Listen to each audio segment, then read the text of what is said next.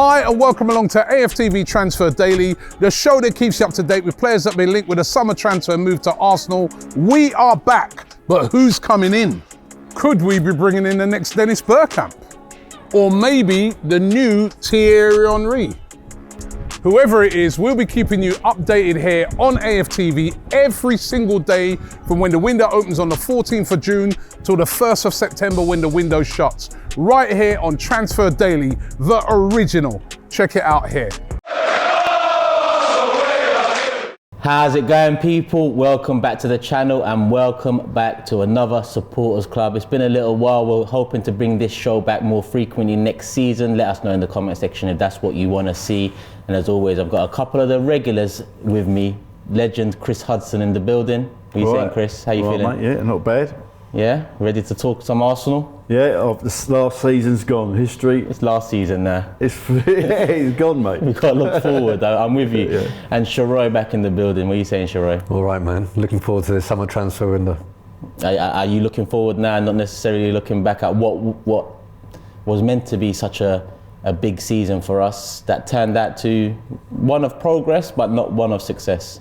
Honestly, no. I'm still looking back at the season and trying to digest it, because the last time we did a supporters club was before that international, just after the international break, when we were looking at the 3 checkpoints. Remember, it was Liverpool, City, Newcastle, and all of us were saying we should do it. We should do it from here. Yeah. And I don't think any of us saw the season falling apart the way it did, but I will do my best to have the mindset that Chris has, put it behind me and look forward. And look forward. All right, people, hit the like button. Let's get the likes up first and foremost. And like I said, leave your comments in the comment section. I will go through them and reply to as many as I can. But, you know, the transfer window's upon us. Last season, as Chris said, is history now. The first question I want to ask you guys is this the biggest transfer window in the Kroenke's era? The reason I'm asking, because I've been guilty of this in the past, saying this is the biggest transfer window, this is the biggest transfer window, and it's led us to this point now where I genuinely feel where we're at, where Arteta's brought us back into Champions League and where I fell out with the Kroenkes in terms of lack of ambition, having qualified for Champions League year in, year out. I feel like now is the time we can truly see if all of the be excited and all of the, you know, trust the processes will come to fruition this summer. Sheroy, let's start with you. Is this the biggest in the Kroenke era? Yeah, hands down for me. If you remember back end of last year, one of the reasons we were all super frustrated about not getting top 4 was because we knew that would hinder us in the transfer window. Yeah. And we knew that there would be a fallback for any signings that we didn't get, because people would say, oh look, we didn't have Champions League, we did what we could. It's been ages since we've had the Champions League, and this transfer window is not going to be fueled by an angry fan base the way it was last year when we were talking about Super League protests, where the owners didn't really have an alternative. We're going into this transfer window for the first time in a while in a position of strength. And that for me is where you see the true colours of ownership. I know some people that will say, no, in fact, the Kroenkes have proven that they're serious about the club. Others will say, well, they were kind of forced into making those moves. This is the season for me where you really do find out. They could say, well, we overachieved. We didn't think we were going to challenge for the league, but we did. Do we really need to go big to challenge again? Or they could say, you know what, we challenged, but in the end, we were only 5 points short. But to be honest, I think that's a bit deceptive. Yeah. City rotated towards the end. I think it could have been heavier than that. Yeah. Do we really want to make that jump, not just in terms of the Premier League, but also do we want to continue being dumped out of the Carabao Cup at home to the likes of Brighton? Do we want to lose to Europa League teams because we can't rotate as heavily? You know, this is the window where you determine their true intentions for all of that. So yeah, for me, definitely. Definitely their biggest, Chris. I'll tell you why it's a big one, because if you want the crowd are really with the Arsenal, everyone's with the process, everyone loves Arteta, but that'll only go so far. So that's why, so this summer, you've got to build on that faith and then bring some quality players in, because you don't want to regress, because the crowd will turn. If we have a sort of an iffy season next season, I don't think people will be so, what's the word, patient. Yeah. Yeah, because you've got to show you mean business this summer, but not just buying. This will be the first summer where we'll sell players and we'll get some money in as well. Well, hopefully. Yeah, so you know. You'd hope so.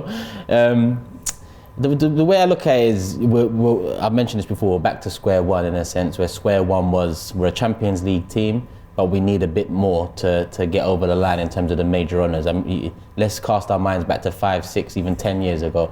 The common theme was Arsenal need 2, 3 world-class players to really challenge and get over the line. The next season, Arsenal need 2, 3 world-class players to challenge and get over the line. And that didn't happen. It didn't happen to the point where we ended up with players running down their contracts, dropping into the Europa League, and a big fight to get back to the top table in Europe, which is the Champions League. And I don't want to get back into the Champions League just to be in the Champions League. I want to get back in the Champions League to try and make a mark in a competition that we haven't made our mark in yet. It's one of the ones we don't have. So for me, the Kroenkes have to change the perception of fans like me.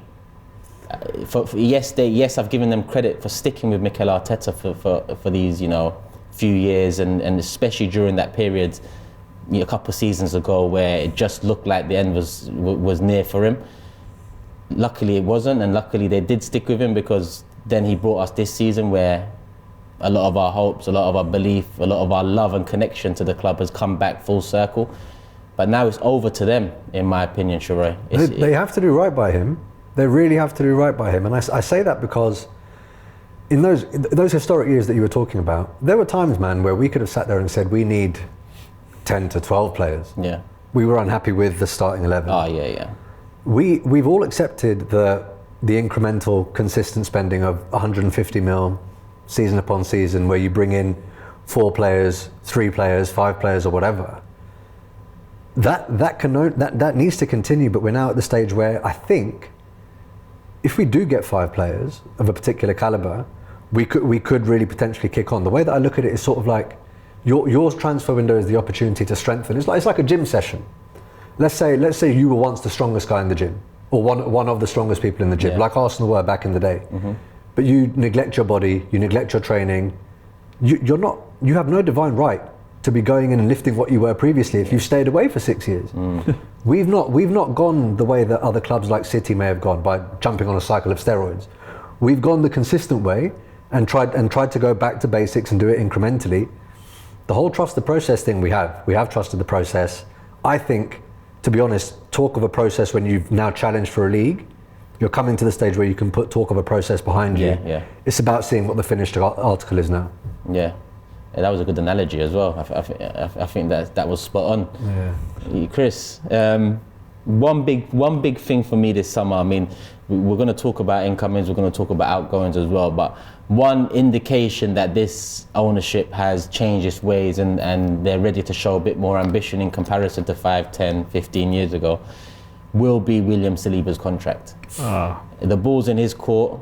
All the cards are in his favour at the moment. He's got 1 year left on his deal. He had a 5-year deal coming into Arsenal, loaned out for the first 3 of those years.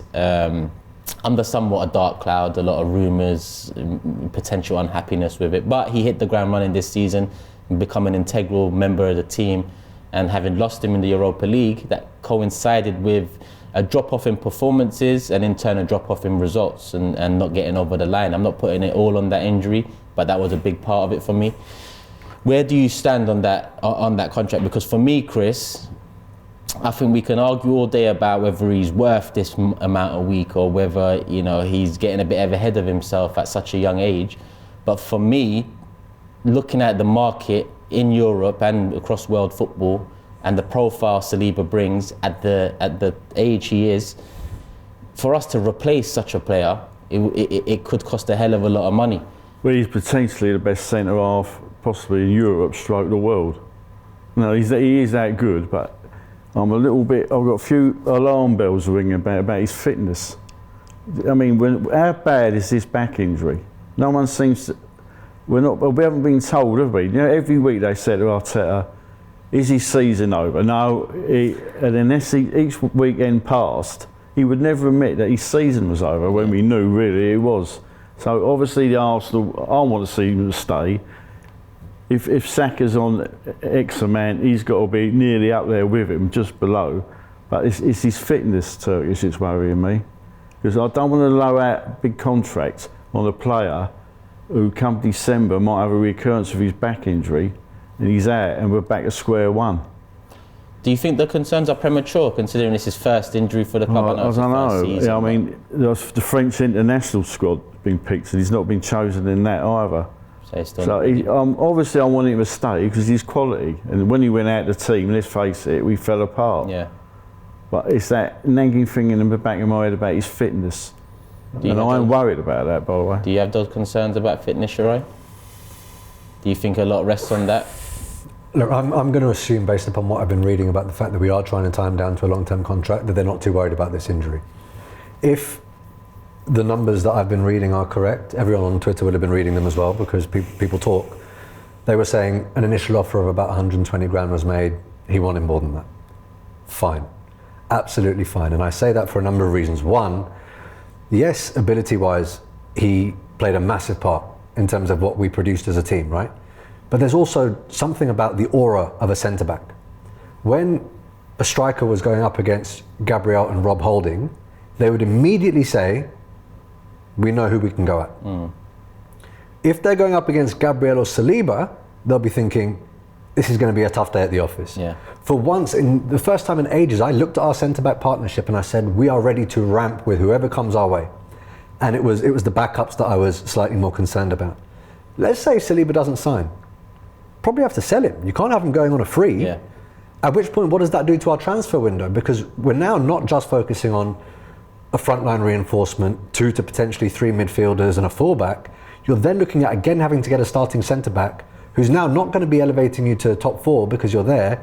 You're talking about Champions League quality. And in this market, that could completely alter the plans that Edu and Arteta say they have, which is why it's so crucial for me to see him sign. And I understand what you're saying about being close to what Saka's made and not quite at that level. No, not quite. I know, but I agree. And there's talk of Odegaard having a similar sort of contract now. Of course, it's not going to be the level that Saka's at because of the legacy that he has at the club, the fact that he's the face of it. But you can't underestimate the impact that these players have in terms of getting to where you want to get to. It makes absolutely no sense for us to look at an integral cog of the relative success and progress that we had this season and let go of it. It would again be 2 steps forward, 1 step back. Because there is a dearth of quality centre-backs in Europe. Yeah. Or in the World Cup, are they? Yeah. Especially young centre-backs. Everyone wants to, I don't know his name, the Croatian one, isn't there? Everyone's in for him. Yeah. And his price is going to go through the roof. Yeah. That is probably the other young centre-back in world football that's as coveted as Saliba is. I mean, I'm struggling to think, is there someone in the Premier League we could get? Gahey? He's not in the same league. He's not in the same league, but there is potential. He'd probably go for a serious fee as well. Good cover. Yeah, that's the thing. I'd take him on top of Saliba's contract. And on the comparison to Saka, I'm with you to a certain extent. I think Saka is the face of the club, but at the same time, I feel like in terms of importance to the project, I think Saliba is on par with Saka, if not a bit more important, because of the position he plays, the age he's at. It's very difficult. It's a lot more difficult now to find quality defenders than it is to find quality attackers.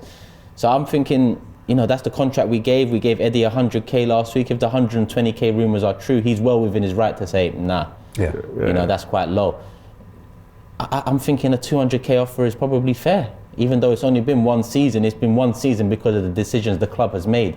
I'm sure if Saliba came in the season before, we would have been talking about 2 solid seasons for us so far. 100%. If you're talking about importance to the team and Eddie's on 100k, would you say that Saliba's arguably twice as important as Eddie to the squad? 200, minimum. And that should translate into what he's paid.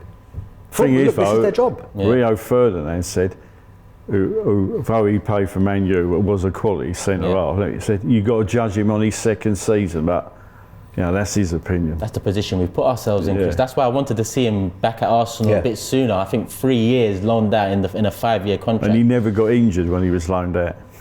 No, he actually didn't. But that tends to be the case with a lot of players that Arsenal signed. Thomas Partey being one of the biggest cases in that respect.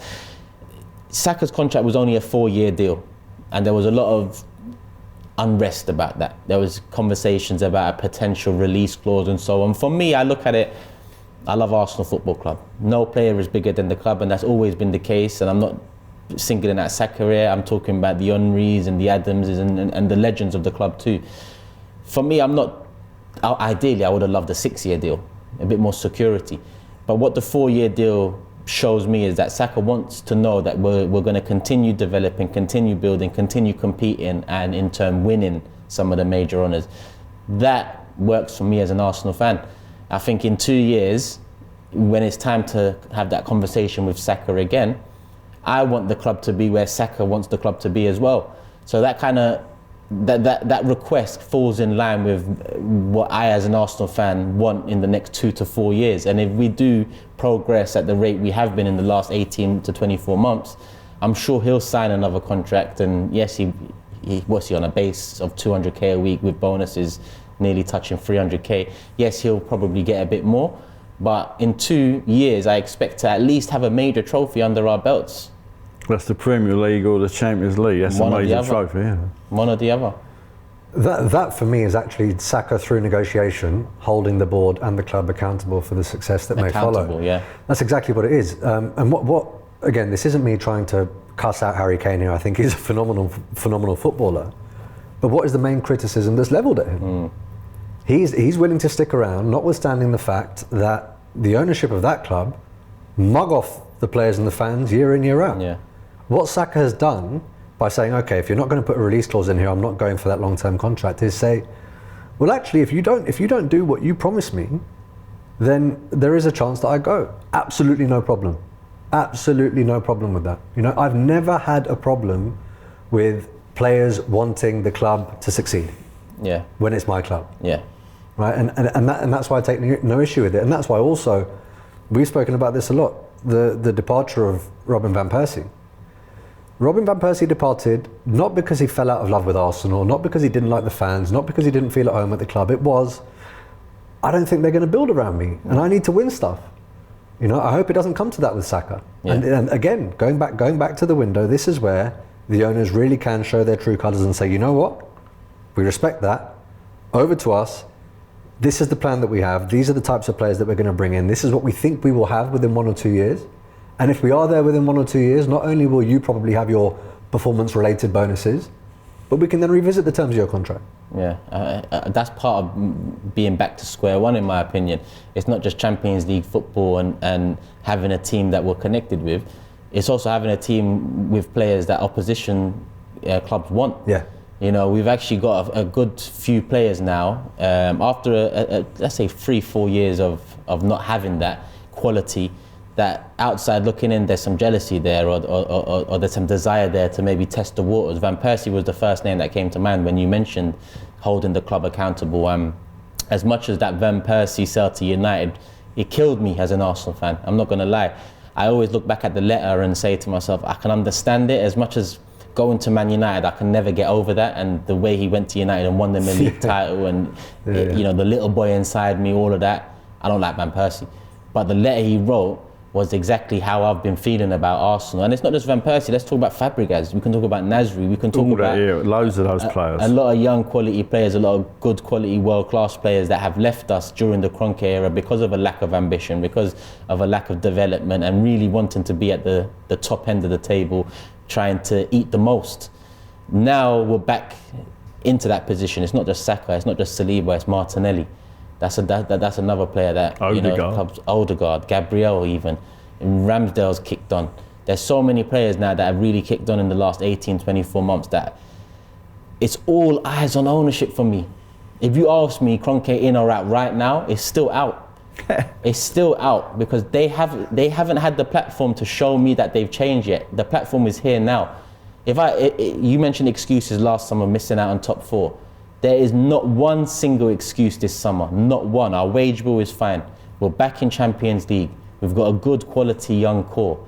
I don't see any reason why this club shouldn't go out now and spend the 250 million, close to 300 million.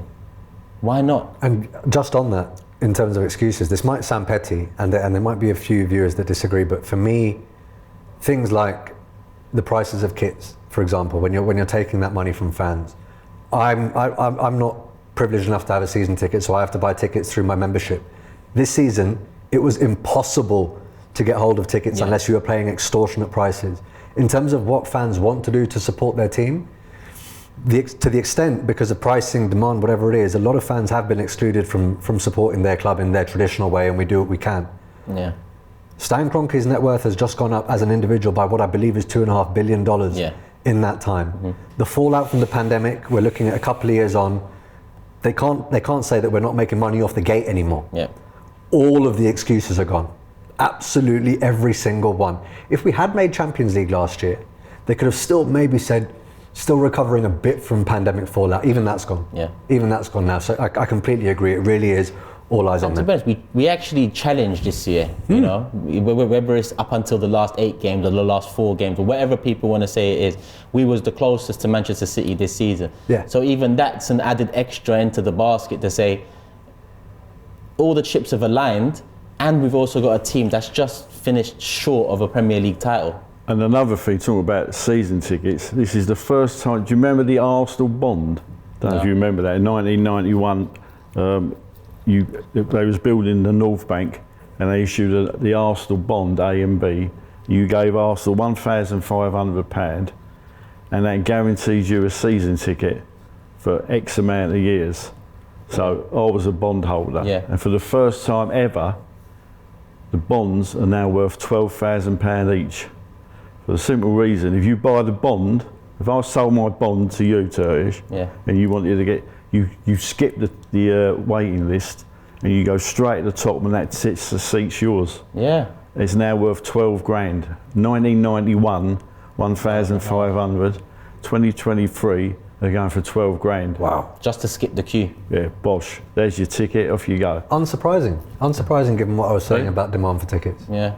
The demand for tickets this season has been very different. If we was winning the leagues, the Wolves game would have got people buying £25,000 for the seat. I'm sure a few people did purchase, thinking that it's going to be that day and it's going to be the beautiful Premier League. It would have been beautiful and all, but of course it would have. I mean, especially when you look at the last day, the sun was out. We got a 5-0 win. It would have been perfect. I still have my fan cam. I was there at the game checking the City score. In my head thinking, in an alternate reality, this is what it should have been. All of us in the stadium looking at the City score, looking on the pitch, looking at the City score, looking on the pitch. And then you see Brentford score and you think, they've dropped 4 points in the last 2 games, something that we thought might happen. And yes, they won it previously, so yes, they rotated and it could have been very different had Arsenal kept it going to the last day, but it could have also been the same because it was 2 difficult away fixtures, Brighton and Brentford. And with that added pressure, even with a stronger lineup, you don't know what can happen in the Premier League. So unfortunately, we didn't take it that far. I think on the Kroenkes, on the transfer window, on the contract stuff, I want to move it on to the squad. Forget the loanees for a sec, because most of the loanees this season, I think we'll be happy to see the back of. A few that, you know, would like Brooke Norton-Cuffy, I'm sure would want to see back in the squad. Looking at a squad that actually played for us throughout this season in all competitions, who do you think is time to move on from? Because we have, you know, a Reece Nelson getting a new contract, but in my opinion, if he was as important as this new contract is telling us, then why didn't we see him more, especially at the back end of the season when Saka was pretty drained? It's not making, and I like Reece Nelson. I've always liked Reece Nelson. I've always wanted him to succeed at Arsenal, and he can succeed at Arsenal. He has the quality to do that.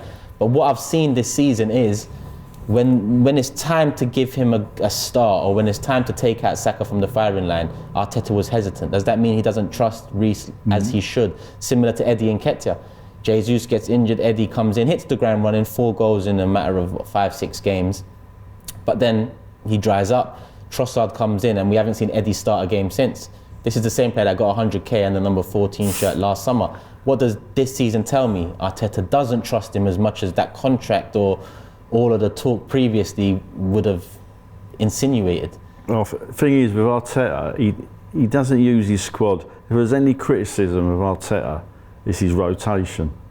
You know, people keep on saying, oh, Arsenal squad is not good enough, but we never really found it because he overplayed Saka, didn't he? Yeah. And then we find out Saka's been playing with an Achilles injury for 2 weeks. Why? Why do you think that is? Why do you think does he trust the backup? They're not good enough, Chris. Yeah. When you rotate at home against Brighton, you get dumped out 3-1, Carabao Cup. When you rotate against City, they keep a clean sheet, you get knocked out of that cup. When you try and rotate in the Europa League, you lose unexpected games, you get dumped out by Sporting Lisbon, to the extent that he had to play a slightly stronger team in the second leg because of what happened in the first. And that game cost us Tomiyasu and Saliba. Yeah. There you go. So he doesn't trust them in terms of ability, nor does he trust them in terms of fitness for some of them. Are we signing these players to sell them? That's what a lot of people thought about Eddie's contract last year, keep value.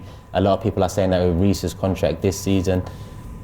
But I'm with Sheroy. I think the chances that a lot of the fringe players got throughout the season, I think it spoke volumes in terms of the performances in comparison to the starting 11 and our Premier League form. So surely now is the season to get rid of the final few players that you don't trust and bring in players that can either compete and push starting 11 players to the bench now, in turn become depth, or buy quality depth that you know you trust to bring in when the time is necessary. Okay, I'm going to go through it in my head now in terms of trust, all right? Yeah. Fringe players. Yeah. Concerned about Tomiyasu's fitness to a sufficient extent that you might want to let go? Yeah. But then also Tomiyasu, yes, but like, look at Liverpool, for example, when Zinchenko's out, Tomiyasu comes in instead of Tierney. So for me, I think there's a certain level of trust with Tomiyasu. Yeah. And I do think that if Tommy didn't get injured against Sporting, we would have seen Tommy 100%. go either right back, Ben White centre back, or vice versa. But he did get injured. He did. And he got injured at the back end of last season. Yeah. And that bit us. Again, player that at crunch time towards the end of the season, he hasn't been there. Yeah. 2 years in a row. Confident in Rob Holding in the Champions League? No, never. No? I'm not talking about even letting go now, I'm just talking about ability. Confident in Kivior as a backup in the Champions League? Yeah. I can't determine confident or not confident yet because I haven't seen enough. One for the future maybe. Yeah. But we're now talking about elite level. Yeah. He could be up against a Karim Benzema. He could be up against a Neymar. He could be up against an Mbappe. Which at the World Cup, I mean, he did play all games with Poland, so he's played at a high level, which could indicate that he's ready for that challenge. Yeah. But because I haven't seen enough yet, I can't say. All I know is I trust him a lot more than Holding. Correct. And that's because of my lack of trust in Holding more than it is my trust in Kivior. Correct. And you look at the level of trust that wasn't shown in Kieran Tierney and the fact that he might be going to. That for me is our replacement back line. One's definitely staying. I'm not entirely sure about the other three. You can look at midfield. There's talk about Saka going. I know we've given Mohamed El-Neni a new deal. Is he going to be the guy if you're looking at challenging for the Premier League? No. No. Jorginho into the last year of his contract. I still back Partey. I know a lot of people are I want him still. I still back Partey. But we're then looking at fringe players in midfield where we've all just sort of gone, no, not really. Turner. Fine, yeah. I didn't even mention the goalkeeper. People are saying that you need to bring in another goalkeeper perhaps to elevate Ramsdale. And we're looking at the front line. Eddie Nketiah, I'm going to leave Balogun out of this because you said not loanees. Yeah. Eddie Nketiah, Reece Nelson, Trossard, I'm fully behind. Trossard, 100%. But Nketiah and Reece for me are signings that make sense when you're trying to get into the top four. But once you're in the top four and you've challenged for a Premier League and you don't want to get dumped out in the Champions League group, I've gone through basically most of our fringe without talking about Smith Rowe, for example. Yeah. And there's not a lot of players that I would bring on. Been a little bit fair already. When Jesus was out, he didn't do too bad though, did he? Yeah, I mean, initially, let's say end of January, you asked me about my opinions of Eddie. I would have said I've still got big concerns about Eddie at the highest level, but credit to him because he stepped in when I thought our season could unravel with the Jesus injury, and he scored goals, and especially that Man United goal, which was a winner. There was a question mark about the previous goal, saying, does he score the winners though? Does he score the ones that matter, or does he score the third goal in a thrashing? Against United, he scored the winner. So end of January, I would have said he stepped up, he's doing his thing. I need to see more. But then come end of February, if you ask me the same question, I'd be like, well, we bought Trossard, Eddie's goals dried up, and Eddie hasn't started a game since. We're now at the beginning of June. So I'm here to answer the question in the same way. Since getting dropped for Trossard, and yes, there was a little injury at that moment in time, but if he did perform to the standard that we would have hoped, a little injury wouldn't have stopped him coming back into the side after. We didn't see him start a game since. That analysis was telling, right? What was your exact phrase? Didn't do too bad. Yeah, that's yeah. And I'd agree with that. Most of the players that I named didn't do too bad. This isn't me saying they're absolute dud players. They're good footballers. But if you're talking about who does Arteta trust when it comes down to crunch time and the reasons why he doesn't trust players, it's because they're not too bad. Yeah. Not too bad is sometimes good enough to get you into the top 4. Sometimes it's not, but this year it was. Not too bad isn't good enough to mount another challenge against the Herculean Manchester City, whilst also trying to compete on all fronts, which is something that, when we look at this season holistically, every Arsenal fan, we've been relatively quiet about it because of the league season that we had. We didn't challenge in any of those other competitions. Yeah. And that's something we also need to address. Not too bad can't be the standard for us anymore. Yeah, I agree. What about Emile Smith-Rowe's situation? You know, a couple of weeks ago, it looked like there was, you know, talk of him potentially exiting the club. A couple of days ago, it's come out pretty much confirmed that the club are not looking to let him go, and he's going to be a big part of our season. Again, it's a player that, similar to Eddie, similar to Reece, throughout this season, if I look at how much the managers trusted him, 0. Probably less so than them. He's had Vieira coming on ahead of him. Yeah. Which I found a bit weird. So what do you think, Chris, about Smith-Rowe then? Well, I don't want him, most Arsenal fans, I'll be upset to see him go, but the rumour is they're going to try and teach him to play in a different role. He's Saka. Yeah. But the trouble is he got that physicality to play like that. That's my worry about it. Would you be upset to see him go because of sentimentality and the fact that he's a Highland boy, or because of his ability? I'm very sentimental. So, well, look, we all are at times. Yeah. But sentimentality doesn't win you the major honours. Mm-hmm. If it did, João Cancelo wouldn't have been turfed. Yeah. They wouldn't have moved on from certain players. I don't think Arsenal are a very ruthless club. We haven't been. No, that's been part of our decline. And I don't think the fan base are that ruthless. E.g., me. Yeah. Yeah. No, but the thing about you, Chris, is I understand why you're sentimental about a Smith-Rowe, but in general, I think the fans are too sentimental about Tom, Dick and Harry, when in reality, Sheroy is right. To be at the top level, you need to be ruthless. I mean, look at when Pep comes into Manchester City. Joe Hart was, you know, a legend at the club when Pep stepped gone. One of the first decisions he made, see you later. You know, and they've moved on since. And I'm sure Joe Hart is still looked at as a legend from many City fans, because he did win a league title, maybe 2 league titles? 1 or 2 league titles with them. But at the top level, to compete year in, year out with a Manchester City, and not just a Manchester City now, in Europe with Bayern Munich, Real Madrid, Barcelona, PSG, etc. I'm kind of with Sheroy. I mean, with Smith-Rowe, I want to keep him another season, because what we got from him the season prior to this one, 10, 11 goals in the Premier League for a player that, you know... We kept Arteta in the job. Yeah, that Chelsea game when he stepped up. And that was largely off the bench he got those goals. He's a quite... Well, not, you know, like we were saying about Eddie, when I said, he didn't do bad. I think he's a little bit above... I mean, he did get an England call-up, Smith-Rowe, as well. I mean, I think he is an elite player, but he's lost... Yeah. I don't want to be careful what I say. I think he got injured as he's lost his way a bit. Mm-hmm. Has he been trained? You know what Arteta's like. If you don't train, you don't play. Yeah. Well, I'm not at London Colney. I don't know what goes on, but it's interesting. He's going to teach him a different way to play. So that's going to be very interesting. Yeah, I don't want him to go. So let's go back to the main question regarding the outgoings.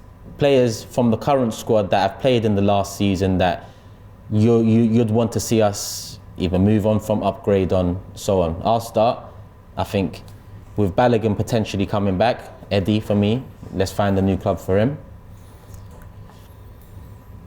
Reece Nelson's a funny one, because I really do like Reece Nelson, but I don't think Arteta likes him as much as the new contract indicates. So I don't mind what happens with Reece. Whether he declines the latest contract offer, whether he stays, I don't really mind. Rob Holding, I think it's time to move on from. Emile Smith-Rowe, I want to keep him, but similar to Reece, I don't see the trust in him from Mikel. So maybe it is time, but I guess his value is probably at the lowest it's been in the last 2 years with Emile Smith-Rowe, considering the season he's had. So in terms of guaranteed, Eddie, Rob Holding, and then he's got a new contract. So I would have included him in there, but I'd say Jorginho. Honestly, I know Jorginho came in and done a job in a few games, but he's not good enough. I don't think Jorginho is good enough. I'd keep him as a backup if we are getting rid of Saka. I'd want one experienced backup who's willing to sit on the bench. Yeah, but Jorginho, I wouldn't be that quick to get rid of him, because, like, you know, we're getting our annual 6-3 thrashing in Munich. You'll be a nice we're there and we've held him to a 0-0. He's got so much experience. He'd be a good player to bring on. But, you know, I understand what you're saying. Yeah, I know what you mean. I just think in terms of incomings, I want 1 6 and 2 8s, which would cover Xhaka's departure and cover a Jorginho departure as well, with Partey being the experienced 6 and then Caicedo being the young one ready to step into Partey's boots. Who else out of the squad am I looking at? Tierney. Tierney, again, Tierney's, you know, I love Kieran Tierney. I want to keep him. Yeah, I'd hate to see him leave, but I don't enjoy seeing him become a bit part player. I think he's better than that. And if I know people don't say, oh, if you send him to Newcastle, you're strengthening a rival. But as long as they pay the fee, he can go there. I don't know. Look, if people spoke about the fact that we got Jesus and Zinchenko, halfway through the season, people were looking at Guardiola like, what were you thinking, man? What have you just done? Yeah. And Arsenal weren't even in the top 4 when we took them. Newcastle finished 1 place behind us. The amount of money that they've got, having now just finished in the Champions League ahead of schedule, they're a problem. This goes back to the sentimentality point. I love Kieran Tierney, just like you lot. When everyone was talking about captaincy, he was my second choice after Odegaard. Yeah. And he was a lot of people's first choice. And I think he's a fantastic fullback. If he's not being used, if he doesn't feel loved, whatever it is, fine. If you need to go, go. You cannot go to a team that is liable to catch us next year. Yeah. That's the sentimentality element that has to go. We'll say, all right, bro, you want your move, it has to work for you and us. We can't keep doing the, you were a good servant, man, so you know what? Carry on, if it's to our detriment. The margins are too fine now. The margins are too fine. The thing is, I think the reason I knew, because he's a bit homesick. And Newcastle's so close to Scotland. So, it's either that or Man City. I'm just going to give him everything he wants and give Newcastle everything they want and then finish behind them next season and ask what the fuck did we do? Well, he gets the winner at Newcastle next year. If they finish second next year and we finish third, we're not going to be sitting there going, oh yeah, but at least Kieran's not homesick anymore. Tierney with 12 assists. At least he's not homesick. Let's keep it at 3 then. I think 3 players that you wouldn't mind getting rid of, selling this season. For me, Eddie, Holding, Jorginho, that's my 3. Chris? Tierney, Holding, Eddie. Tierney, Holding, Eddie. Sheroy? Holding, Eddie. This is tough because it's just so contingent upon who's brought in. I don't want to see the back of Tierney if we're not going to get a left back that's capable of doing what Arteta does or wants to do. In the same way that I don't want to let go of someone like Granit Xhaka, perhaps, if we're not going to get an adequate replacement. Yeah. One of the reasons I'm leaning towards putting Xhaka, this might surprise people, one of the reasons I'm leaning towards putting Xhaka in here is Arsenal have a horrible habit of selling players when they're absolutely spent, when we can't get value for them.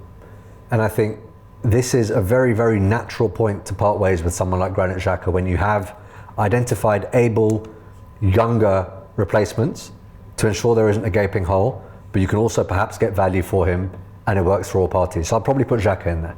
Yeah. I'll probably put Xhaka in there. And I also say that because I think I wouldn't mind losing Xhaka given the players that we've been linked with, but if we lose Tierney, I don't know who we bring in on that side or whether we try and do something a bit part or whether Nuno Tavares comes back. I don't know what happens. Yeah. And that's why I think that it just leaves a bit too much to be identified. So just on your point, if I was to say to you, we're going to get either 13 mil for Xhaka or 10 mil for Jorginho, which one would you keep? 13 mil for Xhaka, 10 mil for Jorginho. Both experienced players, you know, both. Xhaka. I'd keep Xhaka. Okay. I'd keep Xhaka. That for me is purely down to ability, and I think the manager agrees in terms of ability because he started Xhaka far more than he started Jorginho. Yeah. And not to say that Jorginho doesn't have leadership qualities or whatever, but I've really seen Xhaka come into his own this year. So I've seen this year that Jorginho is willing to sit on the bench and contribute when called upon. I don't think Xhaka's that guy. Yeah. All of the reports are, I want to play week in, week out. Cool. If that's the case, it is what it is. The same way Pep Guardiola always says, it's not beef if my players want to leave. I just want my players to be happy. Yeah. Fine. Yeah, no, I'm with you. If he wants the week in, week out football, then it is time for him to move on. And Jorginho seems comfortable being the backup at the moment. But we'll see what happens. All right, so that's the outgoings. I'm not going to talk about incomings too much. I just want one name. If there's one name you want this club to sign, seal and deliver this summer, realistically, let's not get the Mbappes in there. Realistically, who would that one name be? Brighton boy, Caicedo. 100%. Yeah. He can play right back, as he has done for Brighton. Yeah. And he's been wonderful there. He can play midfield, and he's an animal. Yeah. And we need some nasty players in our team. Yeah. And he is nasty. I think I agree with that, Sheroy. I would probably agree with that, not just because of what you said, but also he does play that right back role sometimes, which is what we've seen at the back end of this season. Yeah.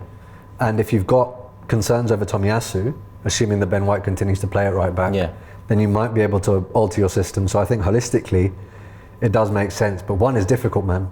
I know. One is difficult. It is difficult. Because we need, I'm not sitting here saying we need a lot, but we definitely need more. Well, let's make it free then. We've done free for outgoings. Let's make it free. Caicedo, I think, is on all of our lists. Who would the other two be?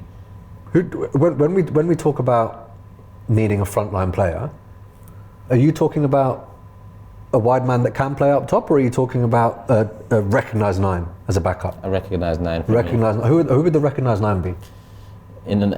People are going to say this is unrealistic. Osimhen. Why is it unrealistic?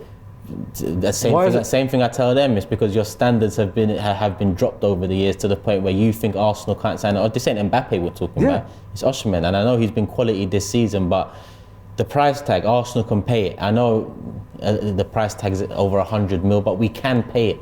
The wages wouldn't be, over and beyond what we can pay either. Guaranteed to bang in goals. So for me, it's very realistic. But for fans who have supported the club and seen us sell our big names, not really go into the transfer window for the biggest names, they tend to think that that's an unrealistic signing. It's not.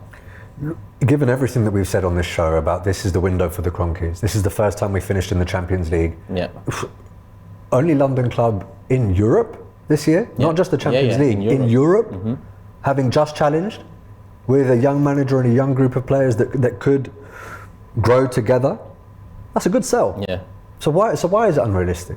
That's the caliber of striker that I think we need. And that's the caliber of signing that the Kroenkes need to turn around the opinions of fans like myself or you guys. And teams around us. Yeah. Bringing a player like that, suddenly it's not, oh yeah, but they're taking fringe players from City when they don't want them. It's, whoa. Shit, they're serious. They're serious. Yeah, so let me do my three. Caicedo, Rice and Osimhen. I was tempted to say Vlahovic, but I'd prefer Osimhen. So Rice, Caicedo and Osimhen for me. Rice, Caicedo, and the striker that plays for Inter Milan, not Lukaku. Oh, Martinez. Yeah. Lautaro Martinez. I'll have him. Not a bad shout. Well, I think he's had another good season. And he's gettable. Very gettable. Sheroy?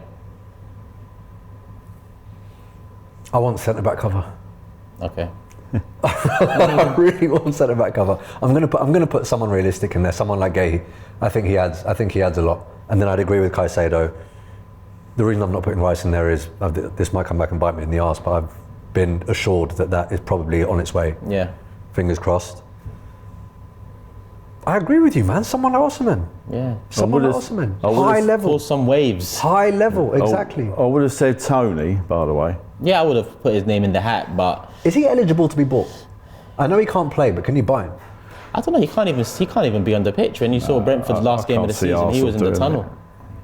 So I don't even know what the situation is with him. I mean, what if you go to Brentford and say, look, you're not the richest club in the world.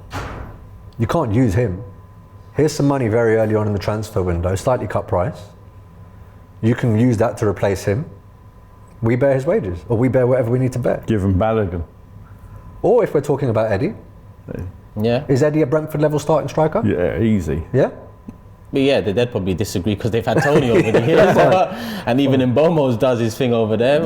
Yeah. But so look, I understand there's the 120 million, but sometimes there's smart business to be done in these windows, and we've been pretty good at that. I think, by the way, talking about the transfer bit, I do expect Edu to come up with something left field that no one's ever expected. You know he's going to do that. One or two of them for sure.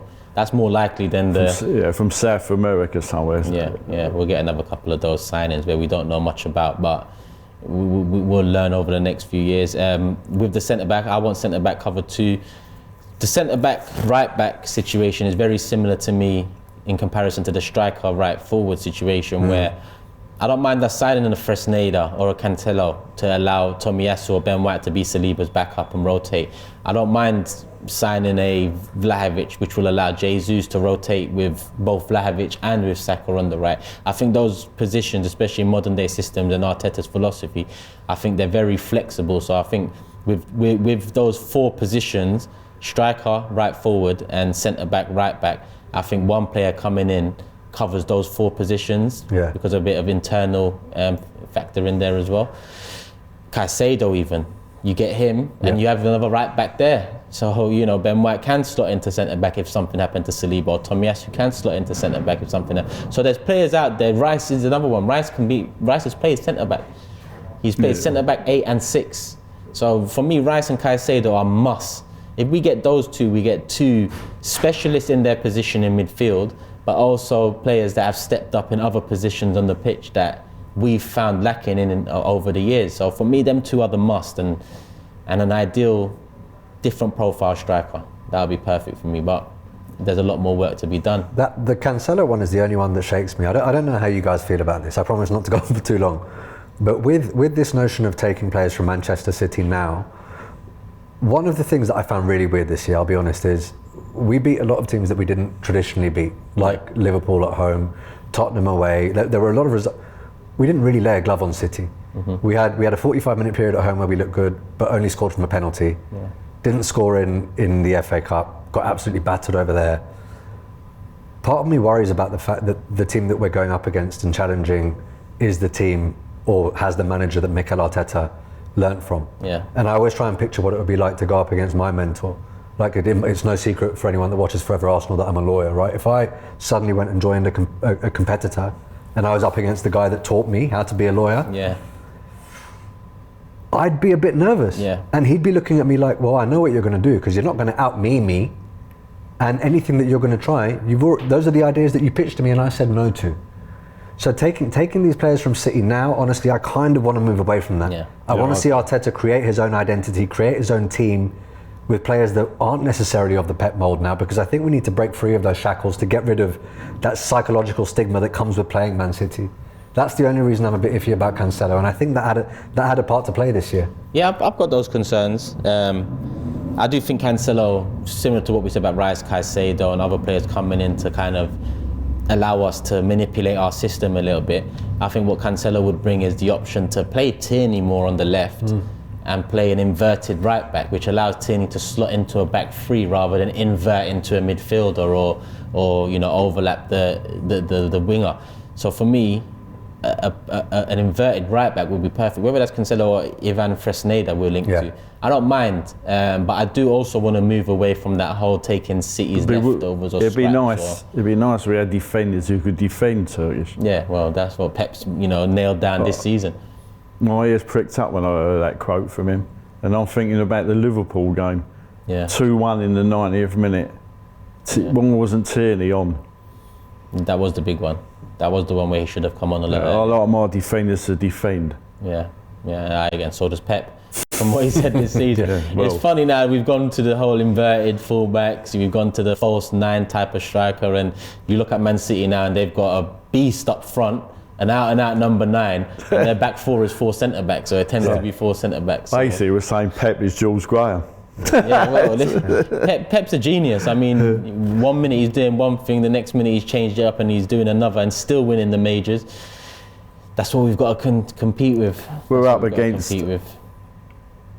In my lifetime, I've never seen anything like it. And I've seen Liverpool in the 70s and 80s. I've seen Fergie's, Man U. I've seen them all. But you put Pep above Sir Alex as well? Yeah, sorry, but I do, Yeah. No, a lot of people do.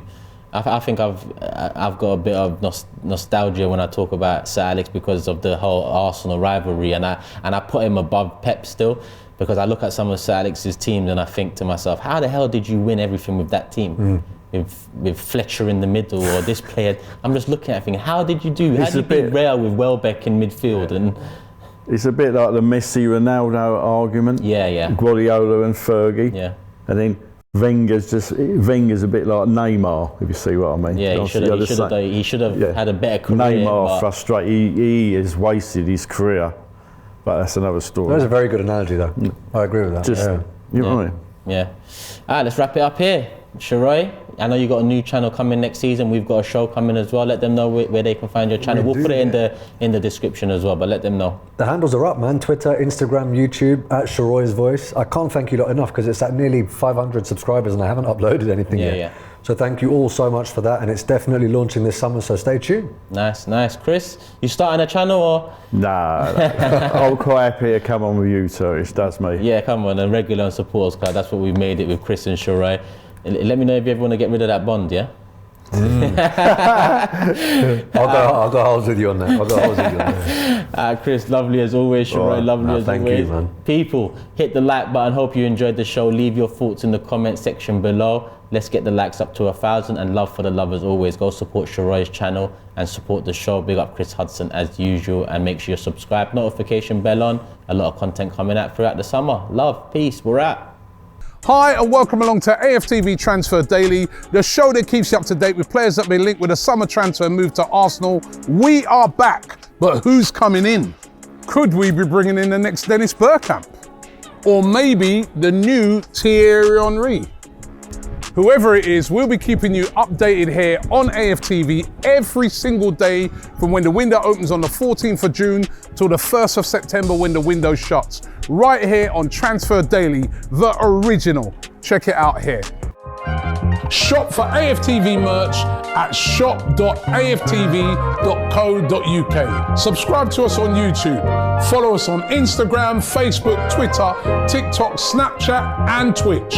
We've got content for every platform, so check it out.